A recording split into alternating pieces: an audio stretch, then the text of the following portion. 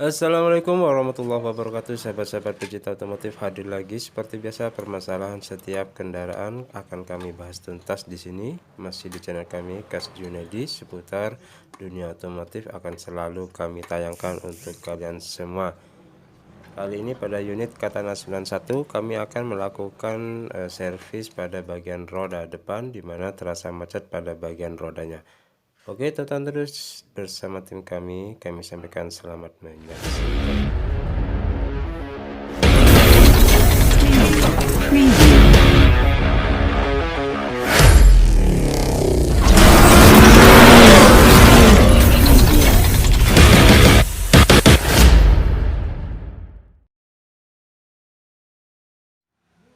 Oke, setelah ban kami lepas ya, kami akan melakukan pelepasan pada bagian kaliper cakramnya.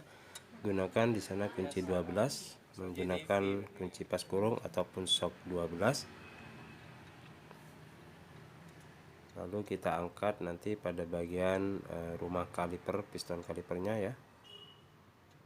Dan di sini kami akan melakukan pengecekan di area bearing roda depan, baik yang luar maupun yang dalam.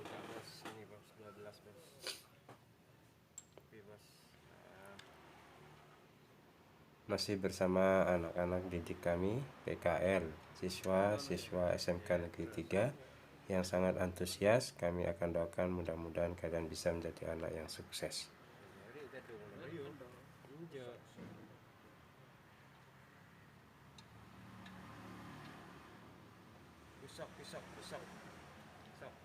Pastikan jika terasa alot, kita harus gunakan shock 12 untuk melepasnya ya.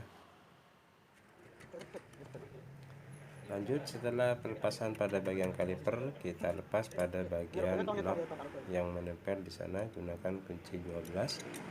Shock kita tahan menggunakan lindis atau pipa panjang agar supaya pada bagian knob tersebut tidak berputar. Seperti yang kami lakukan, seperti ini ya.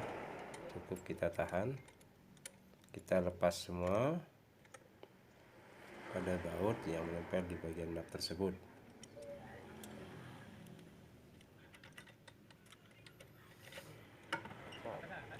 Setelah baut kaliper kita lepas, lalu kita congkel saja pada bagian kampasnya. Alhasil pada kampas sudah mulai tipis dan kami akan melakukan pergantian nanti pada bagian kampas depannya. Lanjut, setelah knob sudah kita lepas, tutup knob ya. Kita kendalkan saja pada bagian umur as, karena di sini kuncinya sudah mulai rusak maksud kami ya. Jadi kami menggunakan betel seperti ini. Di sana ada 2 mur. Pastikan yang luar kita lepas terlebih dahulu. Lanjut nanti kita melepas pada bagian ring. Jangan lupa pangkon dari kaliper, gunakan kunci shock 17 untuk melepasnya.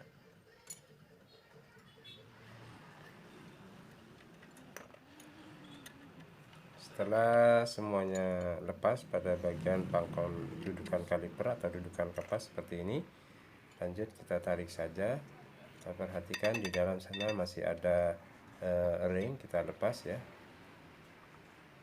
menggunakan obeng ataupun stang cucut untuk mengeluarkan dari ring tersebut.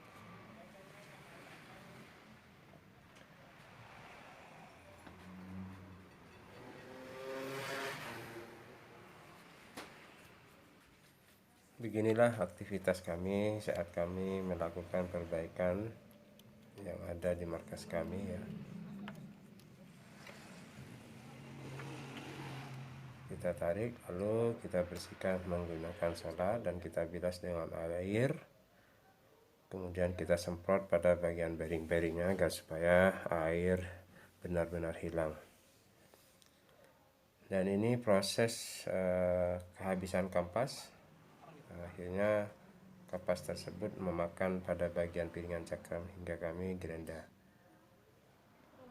Kemudian setelah bersih semua pada bagian bearing dan knobnya, lanjut kita lumasi saja pada bagian bearing dengan gembok ya. Di sini kami menggunakan gembok yang bagus agar supaya tahan panas ya. Lanjut, setelah proses pemasangan seal yang tadi kami lakukan atau kami pukul. Lanjut kita lumasi gembok pada bagian bearing yang ada di luarnya. Pastikan semua bearing yang ada benar-benar merata untuk kita kasih gembok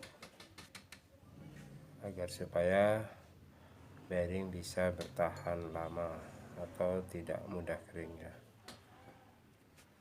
Oke bos, pemasangan selanjutnya kita kasih ring. Jangan lupa nanti mur juga kita pasang, kita sereti, kita kencangkan, maksud kami kita kencangkan, kita tes apakah masih ada kocak. Baru setelah itu ring yang di luar jangan lupa kita pasang. Dan nanti jangan lupa pula setelah semuanya terasa kencang, baru kita kancing dengan ring as yang di luar tersebut.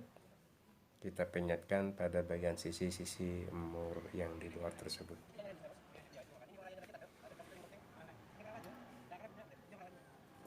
Cukup mudah buat kawan-kawan yang ingin melakukan perbaikan di rumah. Silakan tonton video ini sampai habis, karena mungkin dengan sedikit informasi yang kami hadirkan bisa bermanfaat untuk sahabat-sahabat pecinta otomotif dimanapun kalian berada.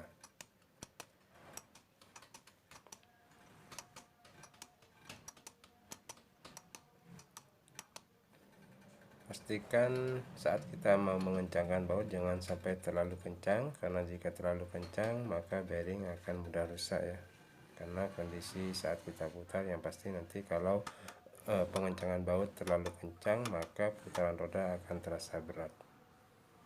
Jadi kita harus bisa merasakan ada kocak atau tidak saat pengencangan baut tersebut. Kita tes atau kita goyang-goyang atas bawah.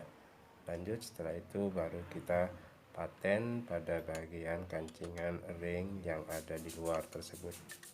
Seperti ini ya, kita pukul, kita penyetkan pada bagian mur yang ada di luar.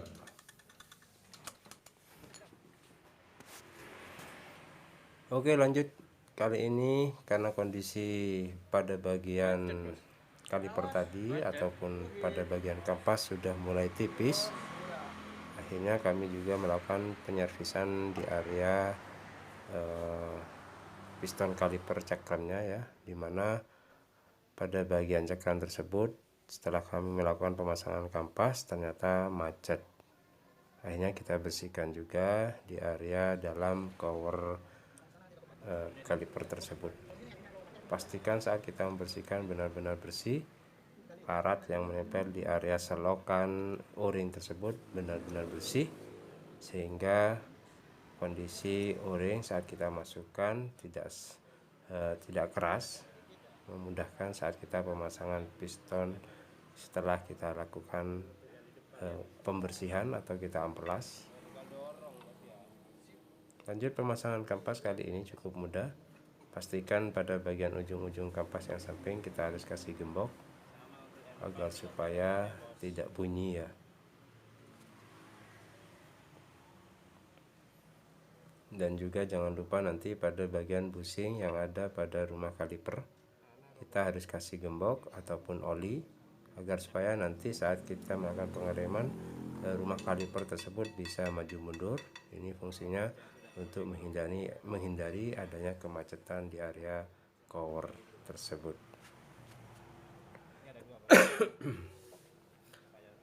Nah ini seperti ini ya.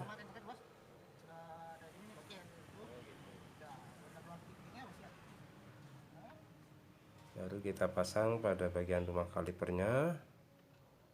Jangan lupa untuk nepel ya, kita kalau bisa kita harus lepas di bawah karena takutnya terjadi patah pada bagian nepel, karena jika patah nanti kita akan memudahkan atau tidak melakukan perbaikan yang kedua kalinya. Kita kendorkan terlebih dahulu, kita bersihkan pada bagian lubang-lubang nepel angin tersebut. Lalu setelah itu kita lakukan pembuangan angin secara maksimal.